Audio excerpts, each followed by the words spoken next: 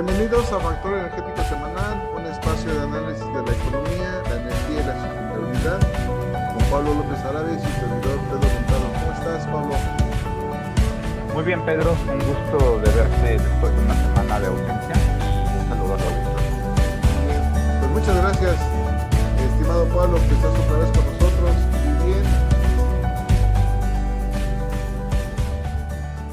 Y bien, pues arrancamos la semana otra vez con la tercera ola del COVID que sigue creciendo.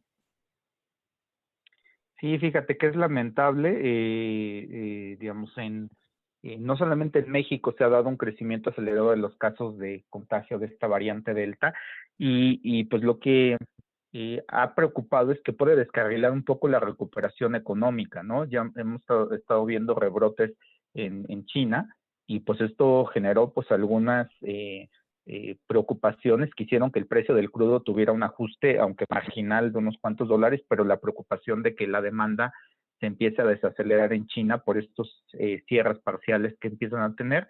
Tenemos cierres en Australia y pues lo que es que esta variante empieza a crecer aceleradamente y en el caso de México no es la excepción y en el caso de la Ciudad de México pues estamos transitando ahora a semáforos que empiezan pues ya a preocupar, aunque el gobierno ha dicho que aunque lleguemos a semáforos rojos la economía no se cierra, pues eso no impide que tengamos hospitales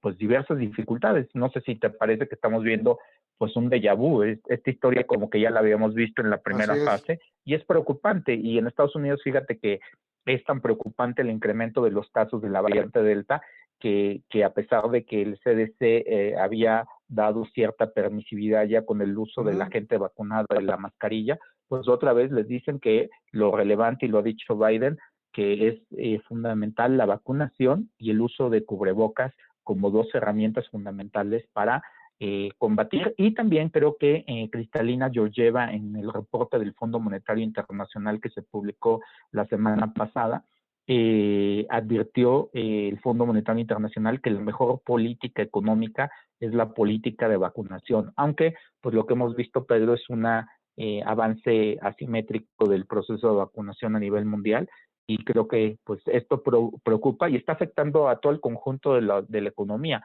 porque muchas actividades que ya se iban a abrir, eventos en muchos sentidos, servicios, pues ahora tienen que hacer dos pasitos para atrás. Pues sí, desafortunadamente sí. Y bueno, pues ahora sí que la Secretaría de Salud puso a la Ciudad de México en semáforo rojo a partir de lunes. La Ciudad de México todavía no, el gobierno de Ciudad de México todavía no, digamos que todavía no es claro la definición si es rojo o es naranja, pero bueno, sí, el número de casos ha sido muy importante y bueno, pues la situación empieza a complicarse en muchas áreas.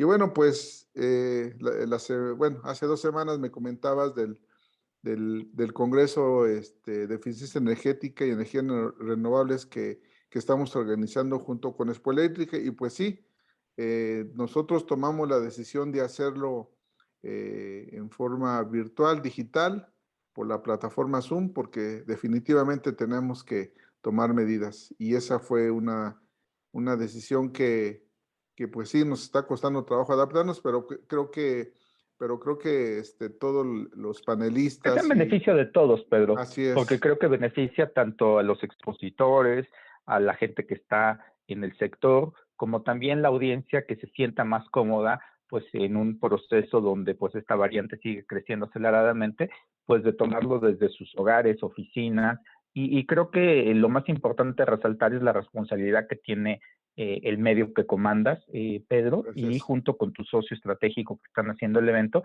y creo que esto es una gran oportunidad para tener más audiencia. Mucha gente que a veces quiere ir al evento, pero que por algún problema de agenda no puede ir, pues esta hora es la gran oportunidad, porque al tenerlo de manera digital, pues esto abre la posibilidad de que, pues mientras estás arreglando algunas cosas en la oficina, pues puedes seguir el evento y pues tomar sobre todo aquellas ponencias y aquellos paneles que tienen mayor interés para cada uno de nuestros personas que nos siguen y creo que has creado toda una paleta de pláticas, de charlas muy interesantes y muy variadas que responden a diferentes inquietudes, y yo creo que esa es la gran fortaleza del evento, Pedro. Así es. Pues mira, en la inauguración va a estar Odón de Buen de la CONUE, Carla Sedano de ANES, y bueno, como así como autoridades de los sectores importantes, va a estar Alberto Larios de Expo Eléctrica y viene un servidor. En el primer día tenemos uno de los paneles muy interesantes, panorama y perspectivas de la política energética en lo que resta del sexenio, donde Ramsés Pace, Rosanetti Barrios, Paolo Salerno, y bueno, tú te vas a encargar de moderar ese panel, estimado Pablo, y que de antemano te agradezco tu disposición para apoyar este evento importante. La Un gusto, como segunda, siempre. sí, la segunda mesa, las estrategias legales para hacer negocios en medio de la reforma energética. Tú bien sabes que este gobierno ha promovido cambios, muchos cambios que de alguna manera que se empiezan allá a ver como una contrarreforma de aquella reforma del 2015. Pero bueno, están los cambios y bueno, pues las empresas tienen que seguir trabajando. Entonces, tres abogados prestigiados pues van a hablar, van a intercambiar puntos de vista. Claudio Rodríguez Galán de Holland and Knight, Juan Lujambio, José María Lujambio, perdón, de Cachus Cavazos Newton y Benjamín Torres Barrón de Baker McKenzie. Ellos van a estar moderados por Samantha Garnica de WEN. De ahí vamos a tener dos conferencias magistrales muy interesantes.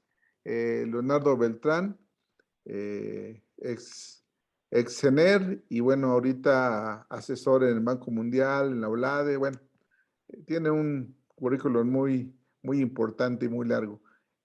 Su conferencia es La transición energética en México, ¿hacia dónde va? Creo que es pertinente ahorita de cara a la COP26, que ya la tenemos a la vuelta de la esquina en noviembre. Creo que el maestro Leonardo Beltrán nos va a poner en claro un poco cómo está la situación y bueno, de alguna manera darnos algunas ideas. También la segunda magistral estaría con Israel Hurtado, presidente de la Asociación Mexicana del Hidrógeno, cómo México se puede convertir en productor y exportador de hidrógeno. Esta industria que en todo el mundo está detonando y bueno, pues Israel ha empujado mucho esta situación. Creo que será interesante ver su punto de vista, estimado Pablo.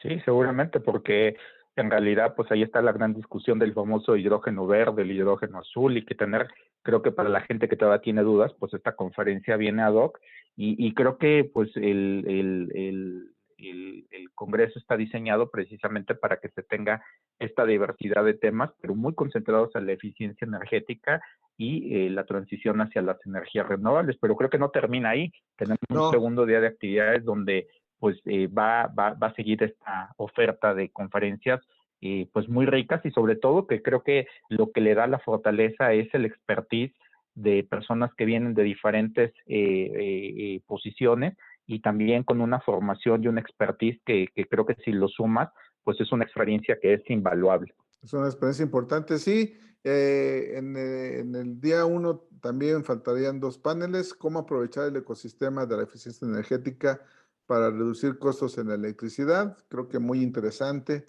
en transporte, en residencial, en industrial, creo que se puede hacer mucho. Y ya para cerrar la jornada, avances y aplicaciones de almacenamiento de la energía en el sector comercial y industrial. Otro de los grandes temas, ese eslabón que puede detonar toda la energía limpia que ha estado parada, esa intermitencia que ha provocado muchas situaciones. Bueno, pues ahí estos especialistas nos dirán cómo ven en ese escenario el marco legal, las nuevas tecnologías. Y fíjate que para el segundo día arrancamos con un tema también muy interesante, que es el panorama Que del para mercado. nuestra audiencia, eso sería ya el día miércoles, si no me equivoco. Miércoles 11 de agosto, sí, estimado Pablo. Exactamente. Y Sería el arrancamos miércoles 11. ¿Qué tienes para el día miércoles 11? a las 9 de la mañana, arrancamos con el panorama del mercado médico mayorista en lo que resta del sexenio. Creo que es un mercado que está en construcción, creo que tiene muchas alternativas. Los nodos donde no hay saturación, donde se puede detonar, las empresas importantes que demandan energía, bueno, creo que pueden tener una muy buena alternativa de precios. Interesante el tema. Un segundo tema, oportunidades de negocios en generación solar fotovoltaica distribuida.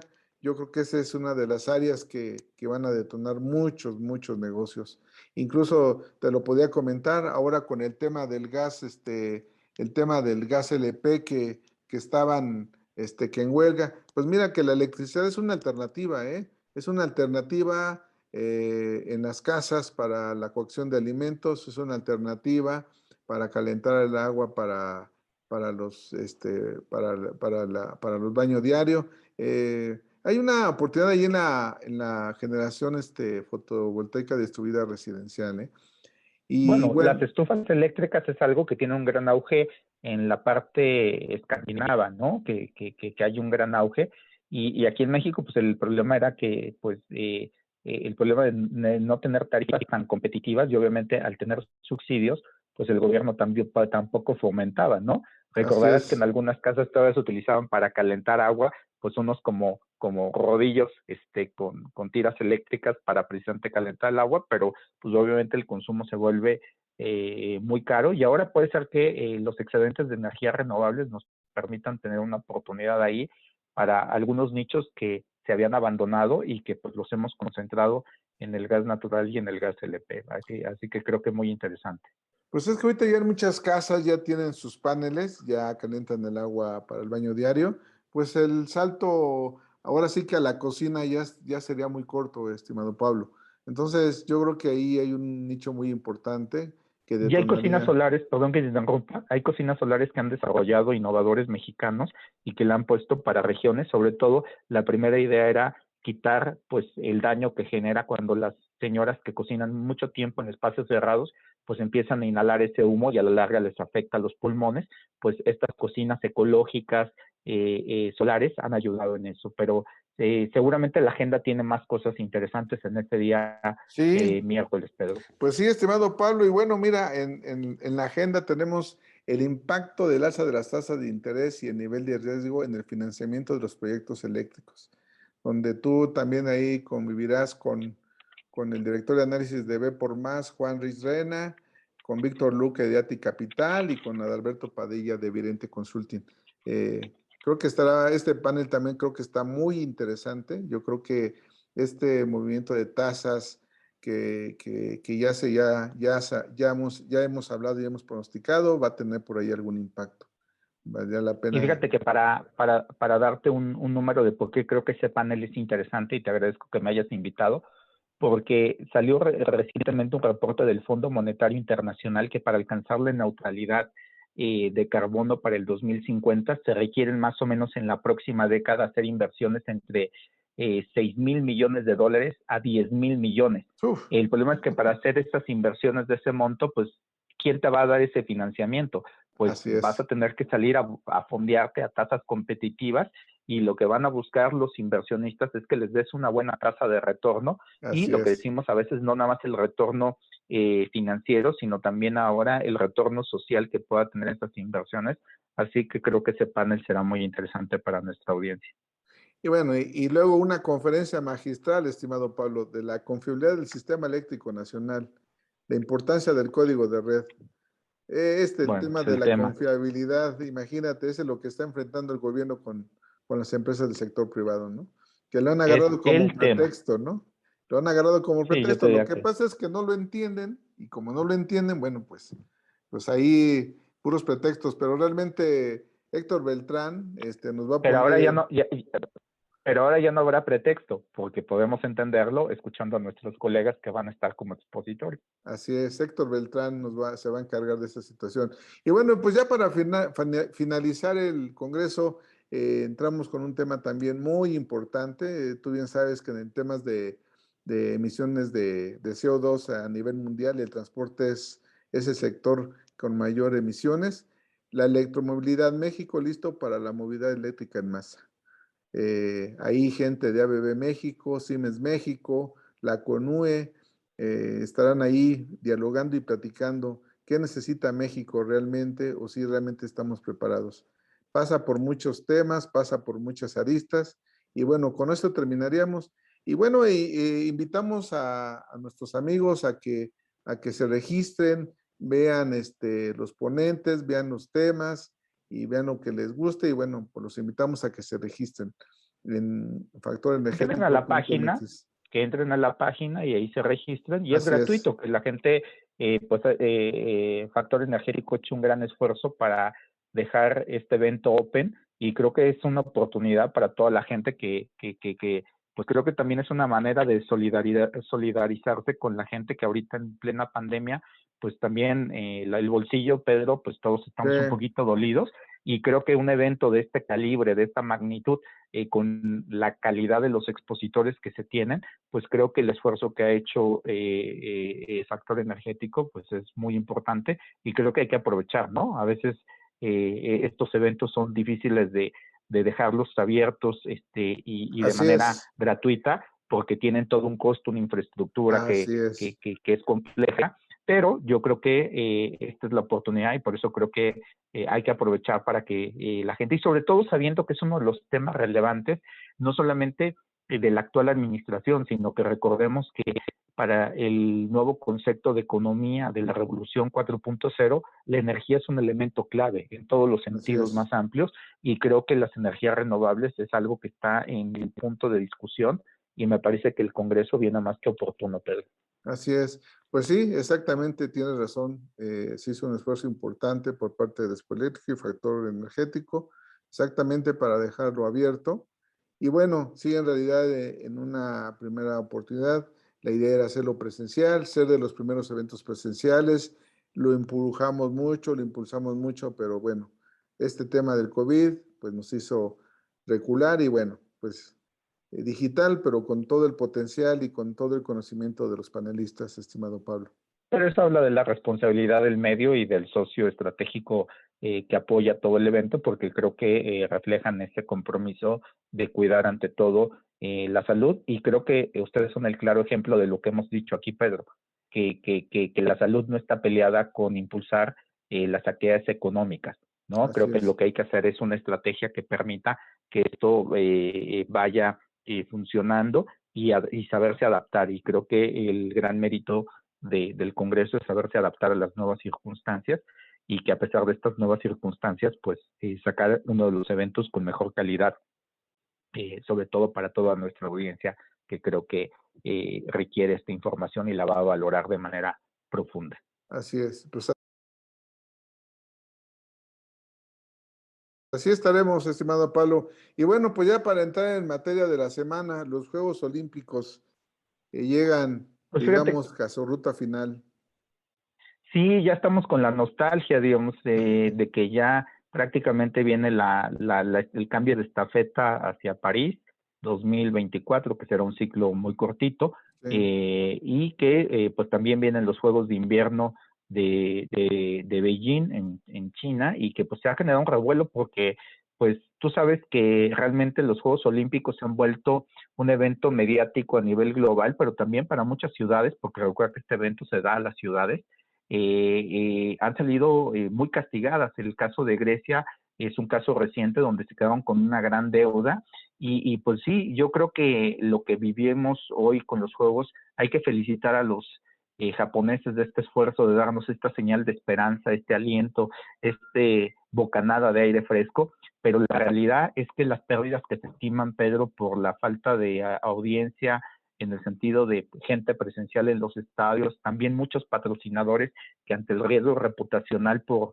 pues cierto malestar de la sociedad japonesa que se resistía a desarrollar los eventos y creo que en algún sentido se entiende, pues se perdieron algunos patrocinios y esto puede representar pérdidas de alrededor de 20,000 millones de euros. O sea, 20,000 millones de euros es una cifra que te puede realmente escandalizar y creo que los Juegos Olímpicos de Japón particularmente para referirnos a Tokio, pueden ser el principio de que ahora las ciudades próximas a organizar van a tener que tener una buena administración de riesgos porque saben que fenómenos como estos pueden ocurrir y se pueden quedar endeudados y que lejos de tener esa rentabilidad y yo creo que en el futuro cercano, Pedro, digo, seguramente no vas a recordar de que el nuevo modelo sea que no solamente una ciudad desarrolle los juegos. Creo que la primera experiencia la tuvimos con la Eurocopa, Mm, donde tuvimos muchos países participando, y yo creo que ese modelo es un modelo básico de finanzas, que la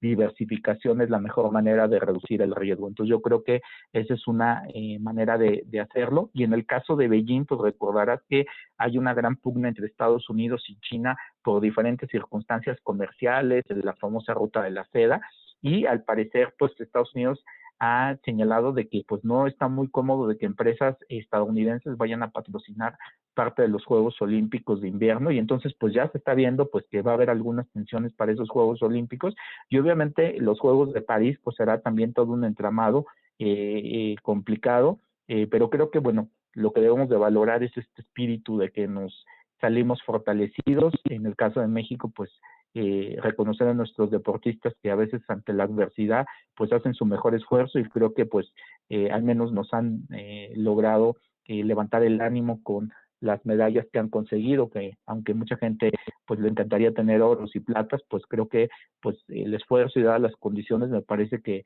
han hecho su mejor esfuerzo, y en ese sentido, Pedro, pues creo que los Juegos Olímpicos cumplen con eso, pero sin duda cada vez los Juegos Olímpicos representan una inversión mayúscula que cada país se la va a pensar más antes de levantar la mano para organizarlos. bueno, lo que pasa es que esos eventos realmente son altamente rentables.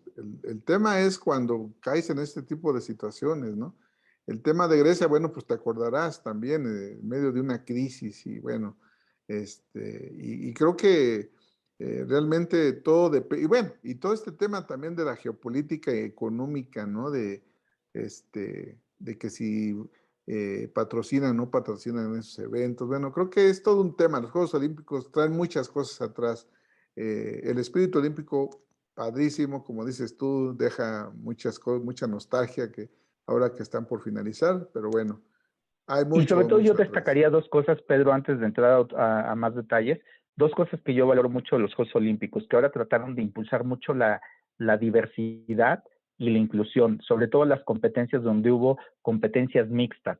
Recuerdo mucho el de los relevos de natación, fascinante ver a hombres y mujeres compitiendo en la misma piscina al mismo tiempo, y creo que ese es un gran acierto, porque yo creo que es donde debemos de seguir avanzando en eso, romper esos esquemas y esos moldes.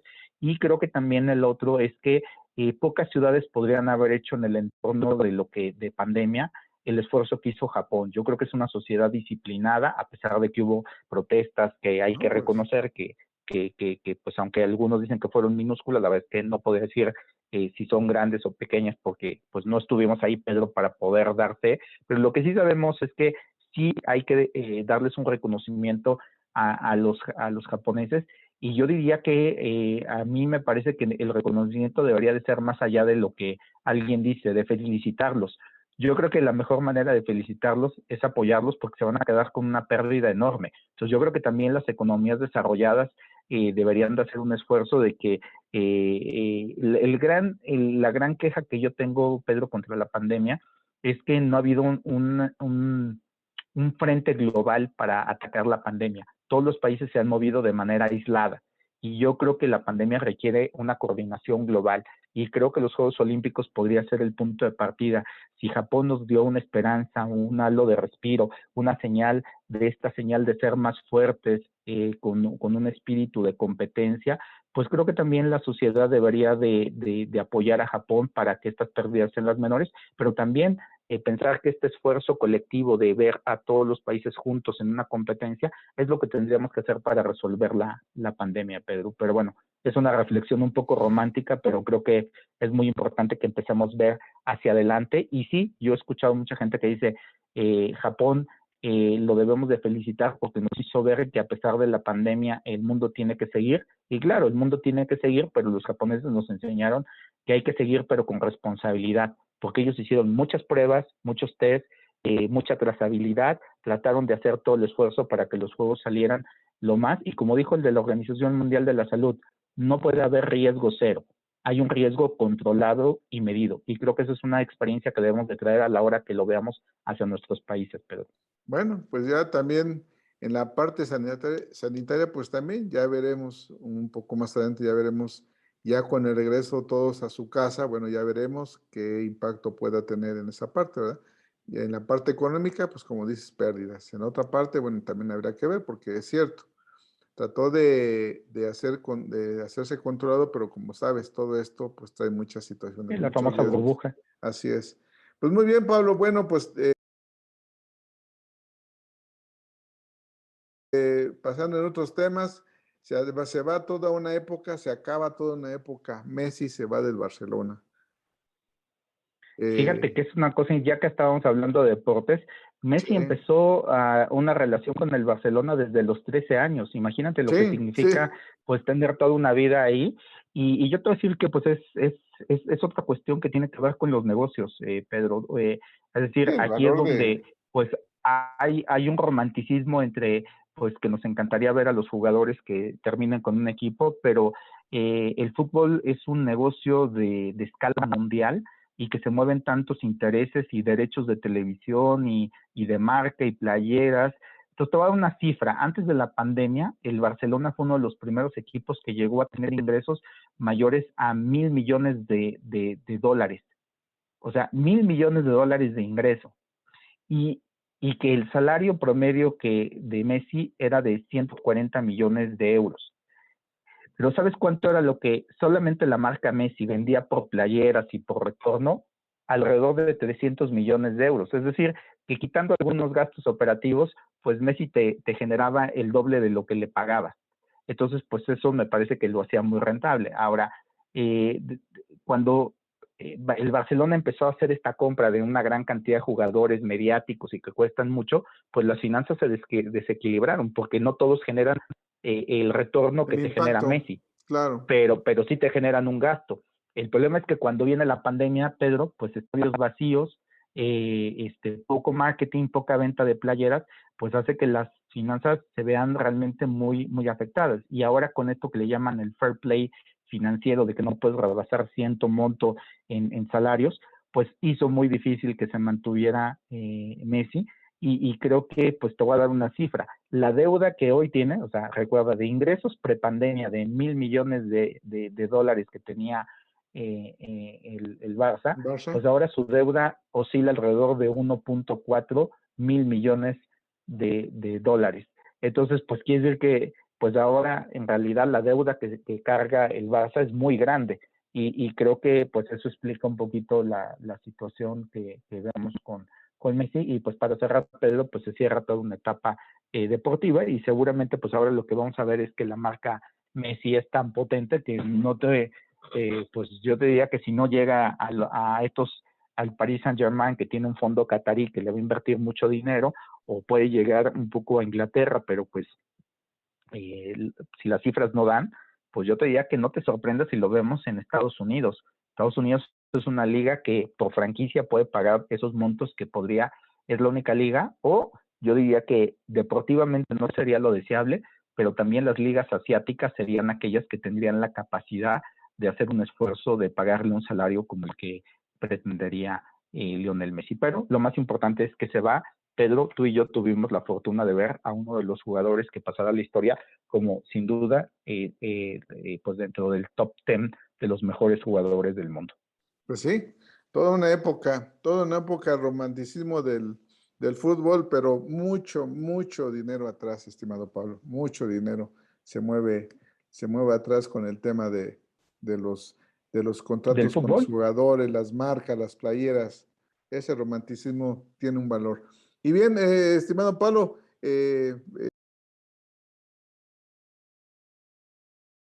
salieron los datos del Producto Interno Bruto de México y Estados Unidos, que se ven bien, ¿no? Pero bueno, digamos, fueron las Sí, estimaciones antes de y entre la ola. ¿Tú cómo los ves?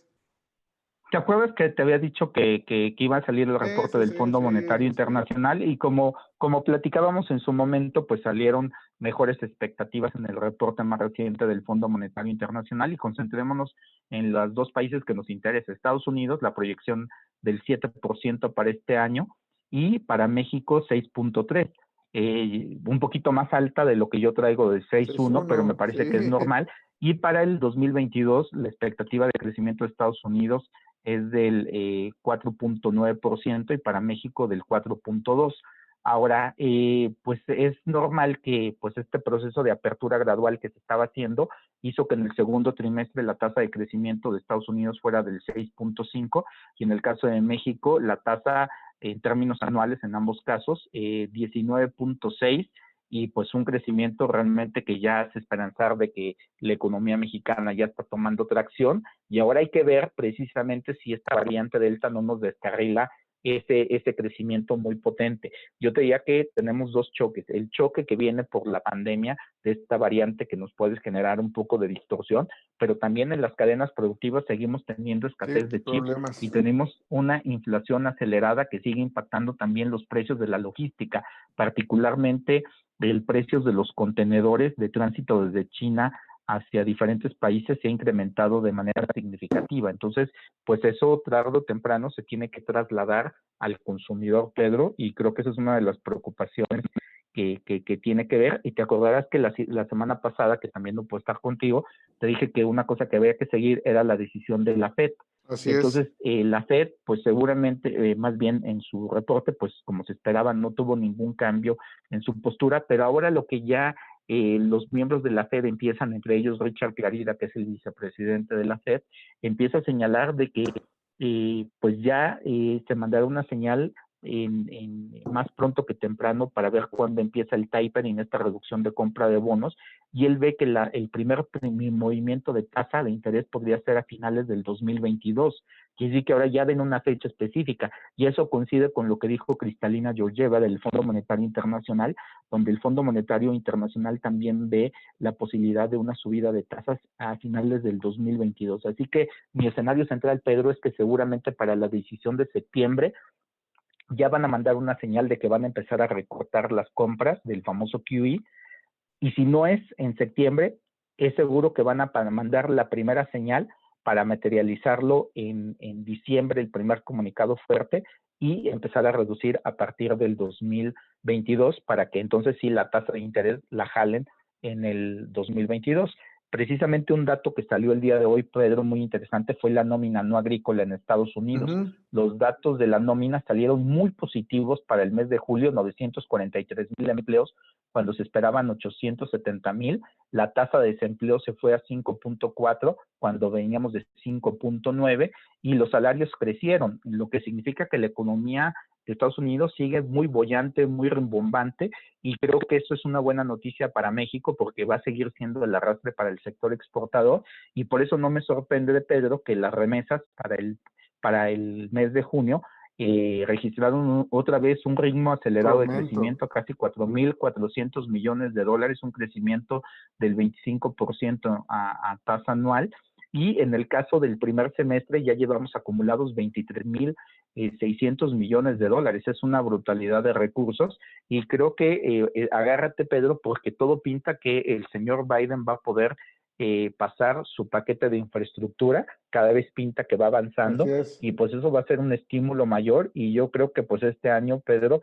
a pesar de las variantes, y creo que es que la economía mexicana seguramente va a terminar creciendo en 6 al menos, o un poquito arribita del 6%, y creo que al menos esa es una buena noticia que le da un respiro a la economía mexicana. Pues mira, las expectativas ahora sí que en ese sentido, pues pintan bien, ¿verdad? La realidad de las cosas es que con el COVID, con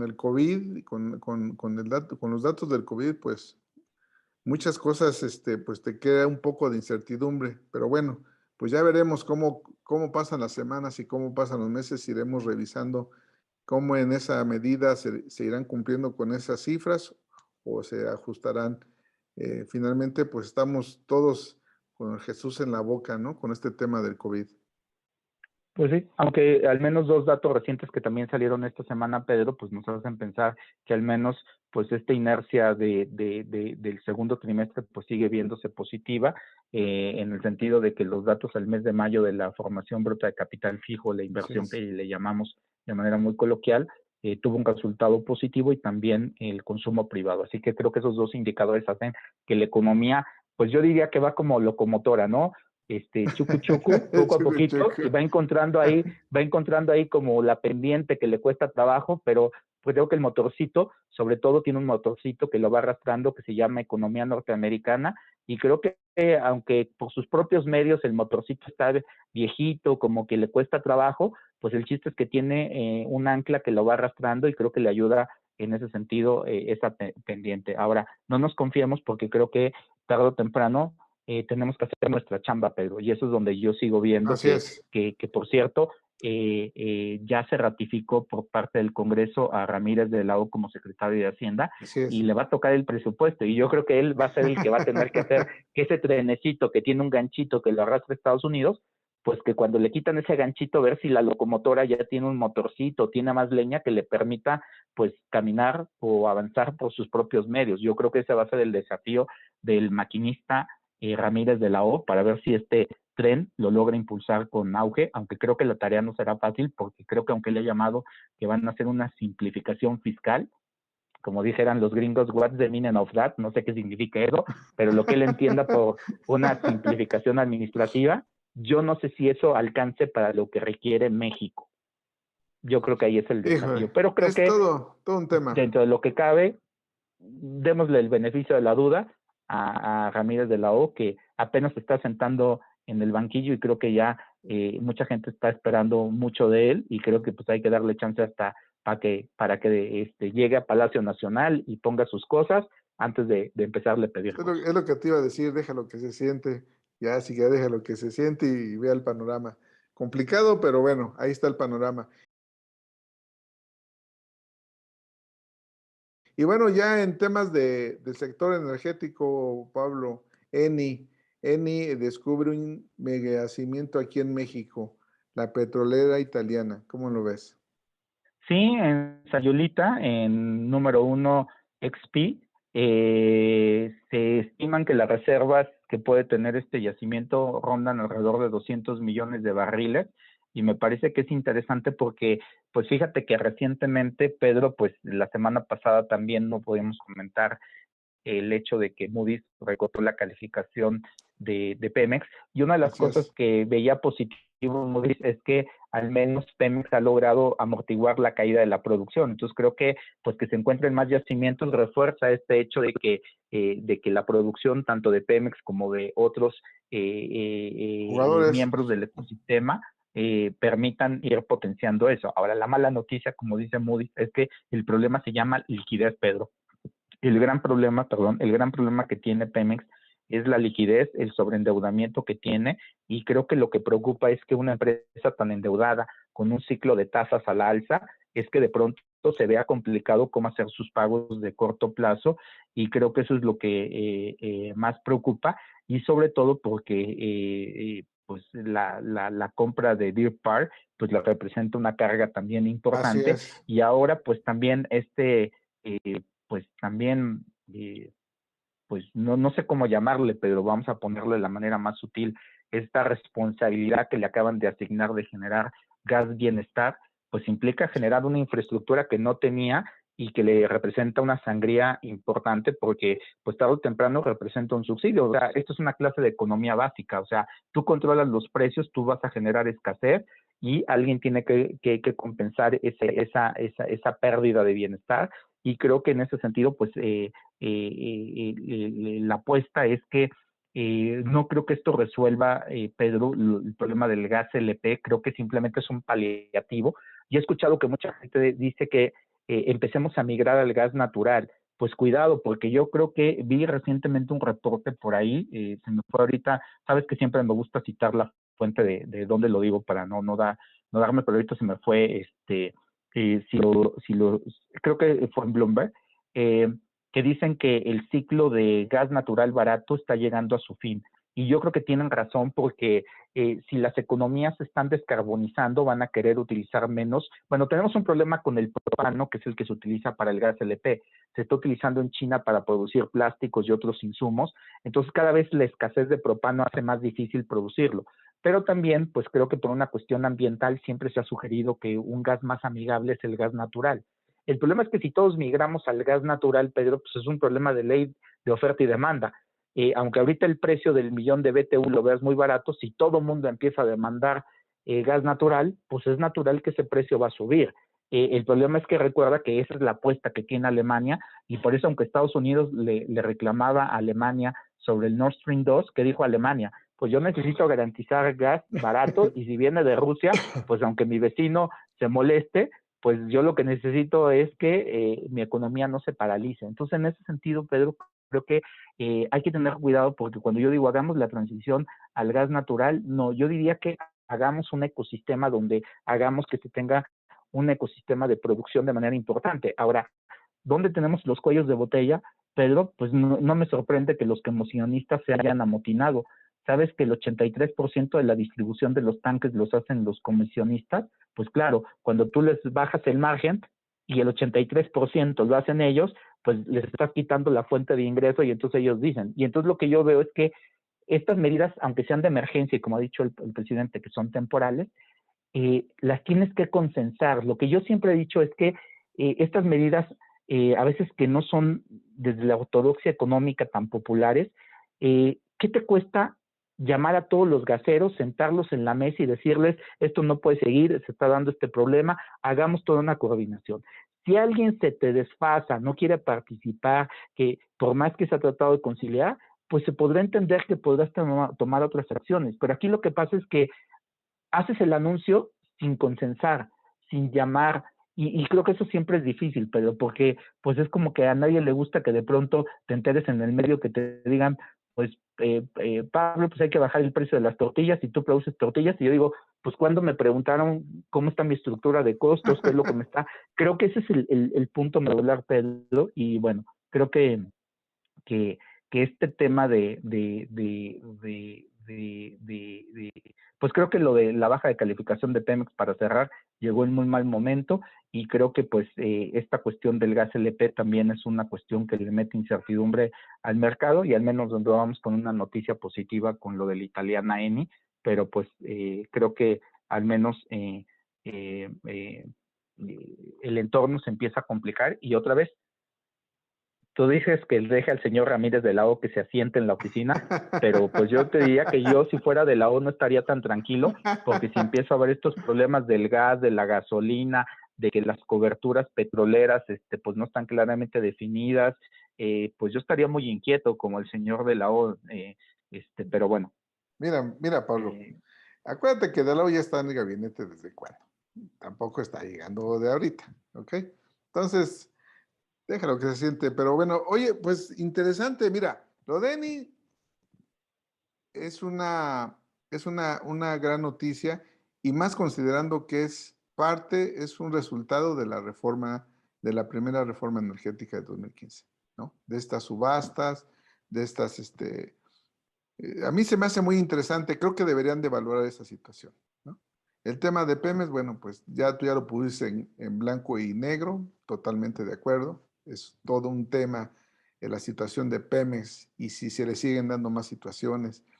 El tema del gas natural, digo, del gas natural, como lo estás diciendo, el gas LP, ¿qué es lo que pasa? Y tú mismo lo acabas de decir, se necesita una revisión de la matriz energética. Exactamente, una revisión de la matriz energética. ¿Por qué? Porque posiblemente estemos empezando la transición energética mundial está en marcha. México tiene que hacer eso, hacer una revisión de su matriz energética, gas natural, gas LP, electricidad, qué es lo que contamina más, qué es lo que contamina menos, qué es lo que es negocio, qué es lo que no es negocio. Y bueno, realmente creo que es una muy buena oportunidad otra vez, y que el gobierno pues abra el diálogo, ¿no? Creo que mientras no lo haga, seguiremos teniendo esas mismas situaciones.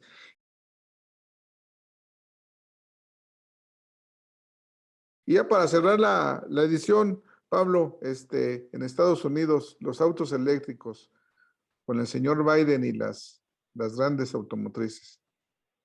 Sí, fíjate, ya que en este programa tratamos los temas de sustentabilidad, pues creo que el señor Biden va con todo, porque pues dentro de este programa que está negociando el de infraestructura, pues ahora se juntó con las principales armadoras de Estados Unidos y lanzó una orden ejecutiva donde la meta es que para el 2030 la mitad del parque vehicular de Estados Unidos tendrá que tener emisiones neutrales y particularmente autos eléctricos, y esto le quiere competir a la meta que trae Europa, de que se espera que en Europa para el 2035 ya no se vendan autos de combustión interna, sino que sean eléctricos. Así que creo que es un desafío. ¿Quién es el principal productor de autos eléctricos en el mundo? Los chinos, porque recuerda que ahí tienen baterías y ahí tienen esa cadena. Y te acuerdas que en algún momento te dije que México se tiene que poner las pilas, y creo que aquí los estadounidenses ya se pusieron la antena, y México no se debe de bajar de este barco, porque la reconversión es hacia los autos eléctricos. Y entonces Biden dice, esa cuestión es irreversible. Tan es así que si vemos también una de las metas que tiene China es seguir impulsando pues el uso de autos eléctricos, y el plan europeo, su plan verde, es dar estímulos para que la gente haga una transición hacia los autos eléctricos. Ahora, mi pregunta es, ¿habrá la infraestructura para producir la cantidad de autos que permitan llegar a esa neutralidad? Pues no estoy seguro, Pedro, porque creo que falta almacenaje, falta baterías y falta energías renovables. Por eso creo que el Congreso viene a modo para que la gente pues vea que el desafío con los especialistas no es menor, desde el almacenaje, las baterías, las energías renovables, y creo que la cadena de los autos eléctricos, lo más interesante es que requiere precisamente una trazabilidad de todos los jugadores del sector, y creo que eso es lo importante, y Estados Unidos ya lo vio así, y creo que Biden está viendo una oportunidad, y creo que lo que es llamado a sacudir a sus grandes empresas para decir que ahí se tienen que poner las pilas. Y creo que aprendió de la experiencia alemana, Pedro, porque cuando tú piensas en un auto y piensas en un auto de alta ingeniería, ¿en quién piensas? En los alemanes. Así Pero es. ¿quiénes son los que más se retrasaron en la migración hacia los autos eléctricos? Los alemanes. Entonces, ahí los alemanes empezaron también a revolucionar y están haciendo inversiones importantes, porque saben que a pesar de que ellos son los líderes en esa ingeniería alemana que siempre hemos resaltado, pues que ahora tienen que jugar en un nuevo sector donde se requieren chips, computadoras, paneles, se requiere hidrógeno o se requiere baterías. Pues va a haber diferentes formatos de esos autos eléctricos o de esos autos amigables con el medio ambiente, y creo que ahí es donde vamos a ver una verdadera revolución, Pedro, y me gustaría cerrar este punto de la parte de la sostenibilidad con es tan fuerte la presión que están viviendo con la descarbonización las petroleras, que por primera vez una empresa del tamaño de ExxonMobil ha mandado señales de que espera para el 2030 reducir el 30% de sus emisiones.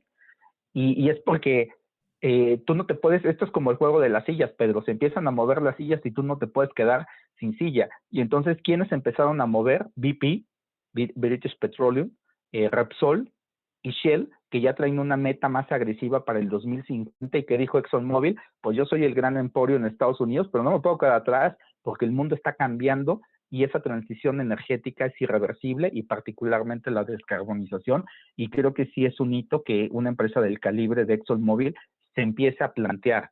Ahora, pero para no quitar tu optimismo que traías desde la semana pasada, conste que México no ganó la medalla de oro, pero al menos ganó la de bronce, no ganó la Copa de No es Oro, pero se quedó despreciable. en las finales. No es Pero yo te dije despreciable. que la No es realidad era despreciable. potente, Oh, pero no es se te hace despreciable, poco, pero no es hombre. Oh. por eso, pero te digo, no es despreciable, pero yo creo que por eso, yo creo que es un gran avance de que estas empresas del calibre de Exxon se pongan esas metas. Ahora la pregunta es, ¿las cumplirán? No estoy seguro. Si has visto que muchos países con las metas para esta reunión de la COP que tendremos en Glasgow, pues no queda claro que los países se estén comprometiendo a medidas más audaces, y lo que sí estamos viendo son pues más inundaciones, incendios, y creo que el cambio climático, Pedro, no espera. Lo que sabremos es si nosotros estaremos a la altura de miras para hacer cambios sustanciales. Así que, pues creo que es una que no se acaba aquí, Pedro, y que tendremos que seguir viendo a futuro. Pues sí, digo, a las grandes petroleras tendrías que sumar Total, tendrías que sumar Chevron, ya empezaron también con sus planes, esas grandes petroleras. Pemex tendría que subirse, pero bueno, con toda la situación que trae, creo que es en lo que menos piensa.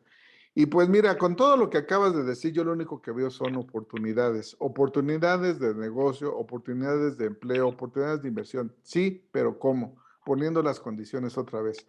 Yo creo que espero que algún asesor, Obrador le diga, aquí yo lo que estoy viendo son oportunidades. Oportunidades para México, para que se vengan las grandes plantas a seguir produciendo aquí automóviles. Las 3 hermanas de Estados Unidos aquí tienen plantas, pero bueno, si no estamos, como dices tú, en el juego de las sillas, si nos quedamos en silla, pues nos quedaremos fuera, ¿verdad? Yo creo que Y aprovechar el TEMEC. yo estoy viendo oportunidades solamente, no veo otra cosa más que, con todo lo que tú acabas de decir, yo le llamo oportunidades de negocio, oportunidades de empleo, oportunidades para atraer inversión, oportunidades. ¿Quieres sacar de la pobreza este país? Prepáralo para que aproveche toda esta oportunidad, toda esta nueva ola de sustentabilidad, llámale como quieras, llámale revolución, llámale como quieras, son oportunidades.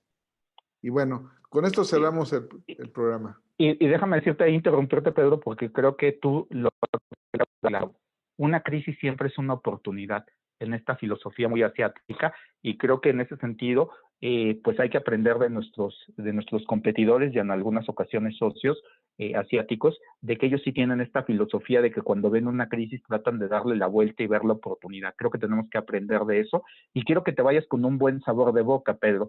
Sabes que el día de hoy que grabamos este programa es el Día Mundial de la Cerveza, y por eso creo que te vayas fresco, con una sonrisa, pensando en una cervecita muy fría, porque sabes que México es el productor número 4 en el mundo de cerveza, y que la industria de la cerveza en México aporta el 1% del Producto Interno Bruto. Así que para que cuando te tomes tu cervecita veas que contribuyes al desarrollo del país, y que además genera alrededor de 700,000 empleos, cosa no menor. Entonces, para que vean que tomarse una cervecita de vez en cuando genera una gran dinámica. Ahora para que disfrutes tu fin de semana, Pedro. Muy bien, pues muchas gracias. Con esto cerramos la edición. Una edición más de Factor Energético Semanal, un espacio de análisis de la economía, la energía y la sustentabilidad. Muchas gracias. Y que se suscriban al evento, que estén ahí en el Congreso. Suscríbanse al evento, sin duda. Gracias.